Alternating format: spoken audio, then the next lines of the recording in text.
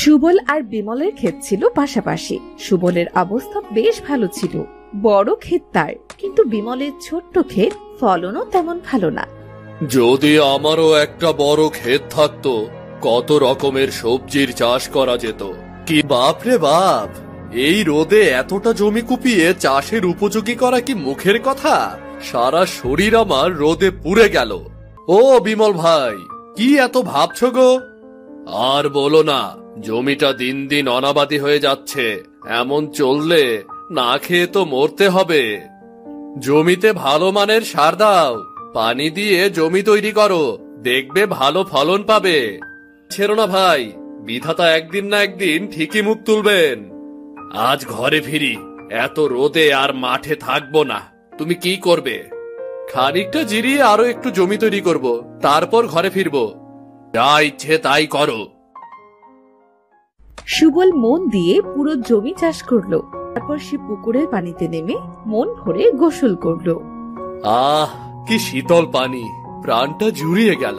একই গাছের ছায়া, পরন্ত বিকেল, তারপর হাড় ভাঙা পরিশ্রম করে একটু তৃপ্তি, চোখ যেন জুড়িয়ে যাচ্ছে। আমি বরং একটু পুকুরের পানিতেই ঘুমিয়ে নেই। বিমল যাচ্ছিল। আরে, সুবল অমন পানিতে ভেসে আছে কেন? মরে টরে গেল নাকি?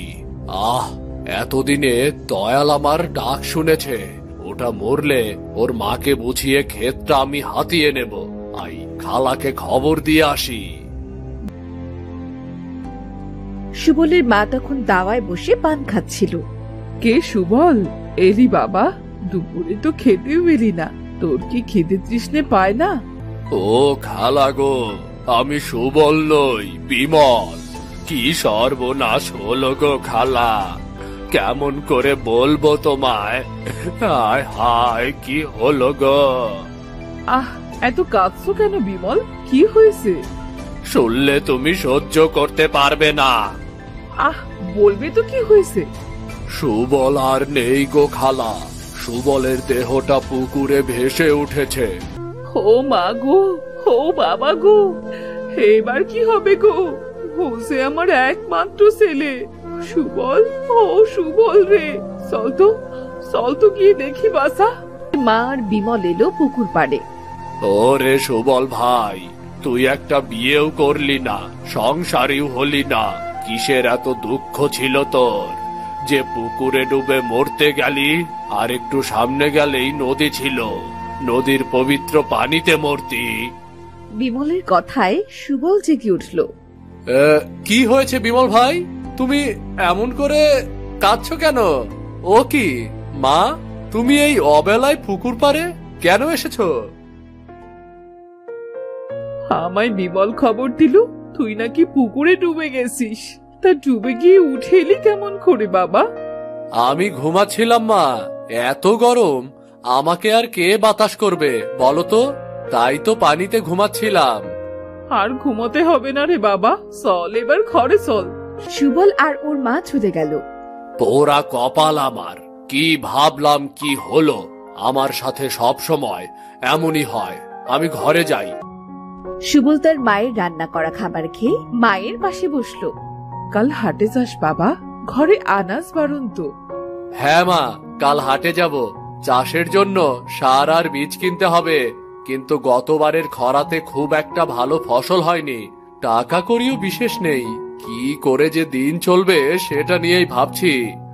এত চিন্তা করিস না বাবা, তুই কি কিছু চাষ করতে চাস? ভাবছি আলুর চাষ করব মা, আলুর চাহিদা অনেক, বাজারে ভালো দামও আছে। অযথা সার কিনে কেন টাকা নষ্ট করবি বাবা? জানিস তো, খরায় সব ফসল নষ্ট হলে তোর বাবা জমিতে গোবর আর তরকারির খোসা সার হিসেবে দিত, আর ফলনও ভালো হতো। আর সার কেনার টাকায় আমাদের বাকি দিনগুলো ভালোভাবে খেয়ে পড়েই কেটে যাবে। বাহ মা, তুমি কত কিছু জানো। আমি কালই আলুর বীজ নিয়ে আসব, তুমি শুধু আমার জন্য দোয়া করো। মায়ের দোয়া সবসময় সাথে থাকে রে বাবা, মায়েদের দোয়া কখনো বিফলে যায় না।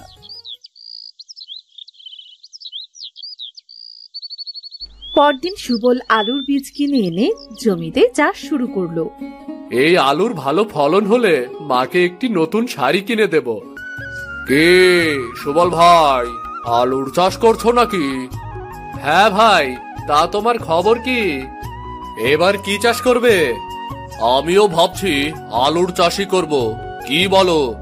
তা বেশ তো, কিন্তু আকাশে মেঘের দেখা নেই, জমিতে পানি দেব কেমন করে বলো তো? কেন, সেচ আছে তো, সেচের পানি নিয়মিত দিলেই জমিতে ফাটল ধরবে না, ফসলও হবে, আর কদিন পর এমনিতেই বৃষ্টি হবে।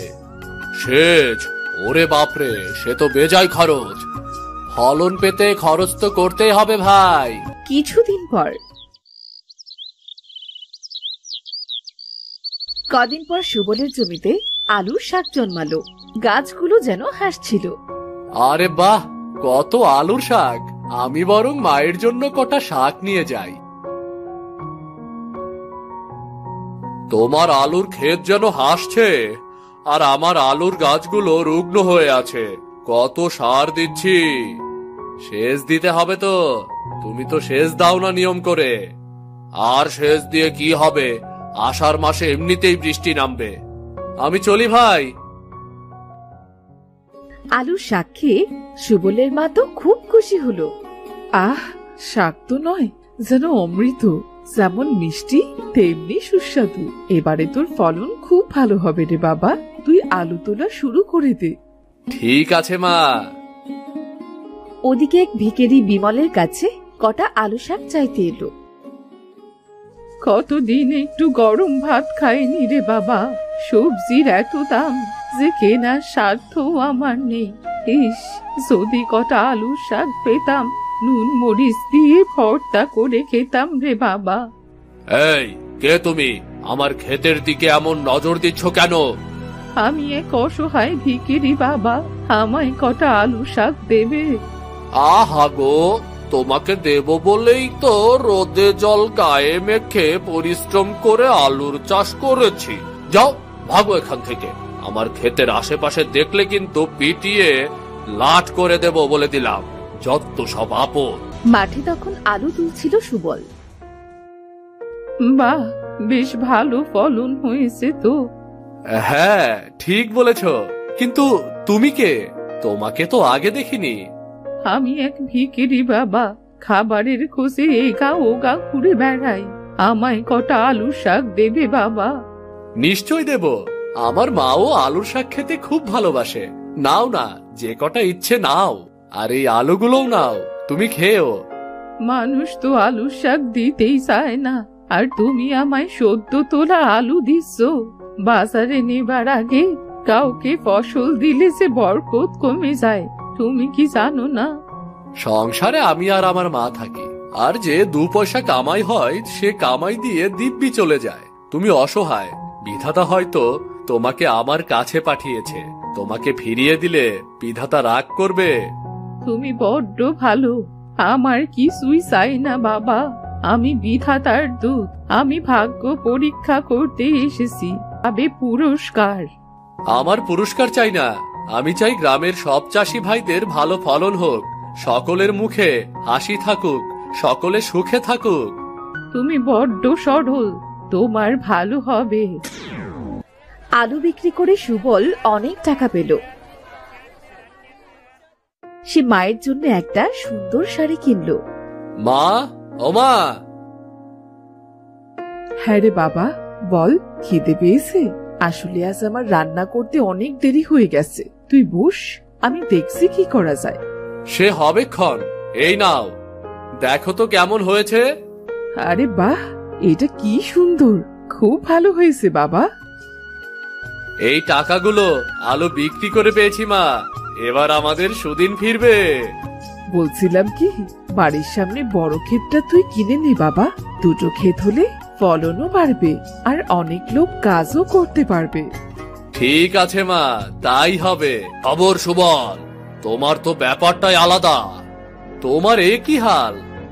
আলু বিক্রি করে তেমন একটা আয় হয়নি গো। যদি একটা কাজ পেতাম। নিজের জমিকে ভালোবেসে আঁকড়ে ধরো, আর মানুষকে সহায়তা করো, দেখবে তুমিও হাতে ফল পাবে। তুমি এ সময় কোথা থেকে আসছো? মায়ের কথায় বাড়ির সামনের ক্ষেতটা কিনে নিলাম।